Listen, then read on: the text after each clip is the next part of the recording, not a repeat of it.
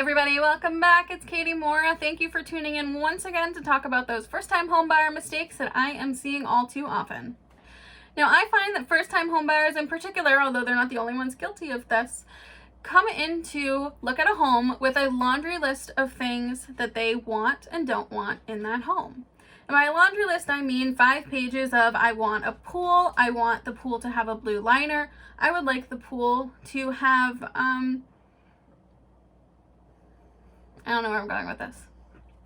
And when I talk about a laundry list, what I mean is people coming in and saying, I would like to have a kitchen that has an island with a sink in the island. I'd like the cabinets to be white and the countertops to be gray. I'm hoping the walls are already green because I don't want to repaint them.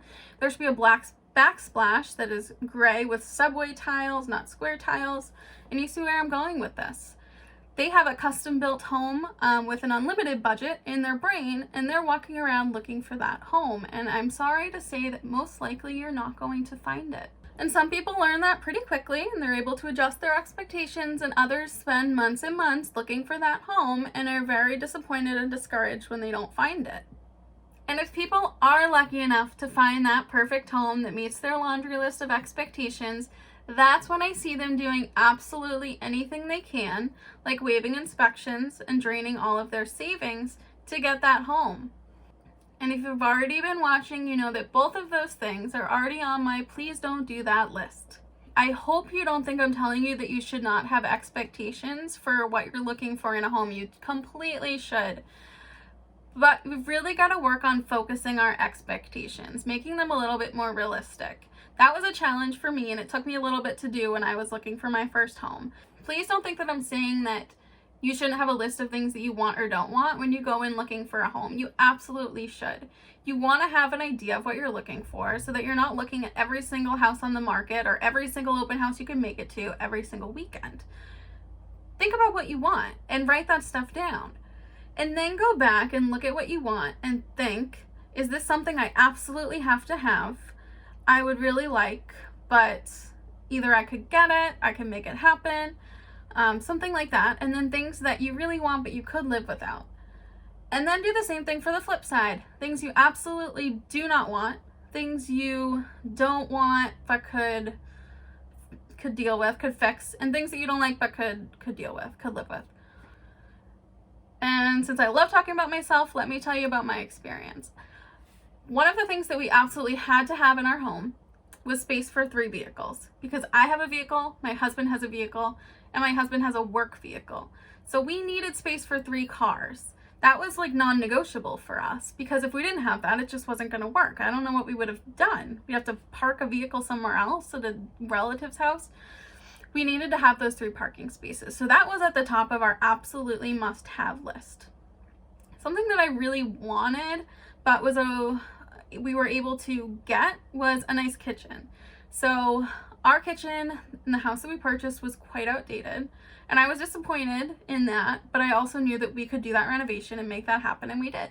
So it was something I really wanted, we didn't have, but I made it happen. Something I really wanted, but didn't happen in this house, was a finished basement. We were thinking about maybe we could finish the basement, but it's just not a basement that can be finished. It just isn't going to work in this house, and that's okay. It's good for storage. And in the next house that we live in, I'm hoping we can have a finished basement. So see how I categorize that into that absolutely must have, really wanted but was okay with and was able to make it happen myself, and really wanted but am living without for now? Do that. And do the same thing for the flip side, right? We really didn't want to live on a main street, so we didn't look at a house on a main street. We looked elsewhere. I really don't like pocket doors, but guess what? The house has pocket doors. It's an old house. Don't know why they use them. I find them irritating. They stick. They make loud noises. But we could take the pocket doors out, and I will tell you that that's not a renovation we've done. We got lazy, and we just live with the pocket doors, and they're irritating, but we could fix it. That really goes on the could be fixed list. And things that we don't like but live with is the fact that the backyard's kind of small. I wish we had a bigger backyard. We can't fix that. We can't expand the backyard, but it's something we don't like but live with.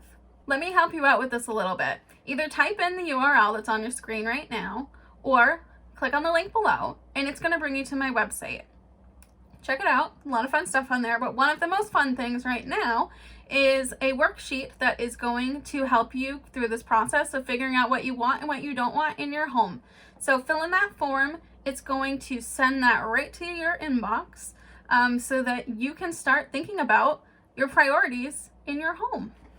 To clarify, that's completely free, and I really do hope that it helps you in figuring out what you're looking for. If you have any questions or there's any way that I can help you, as always, please reach out. And don't forget to like and subscribe so that you aren't missing any more fun information from me. See ya.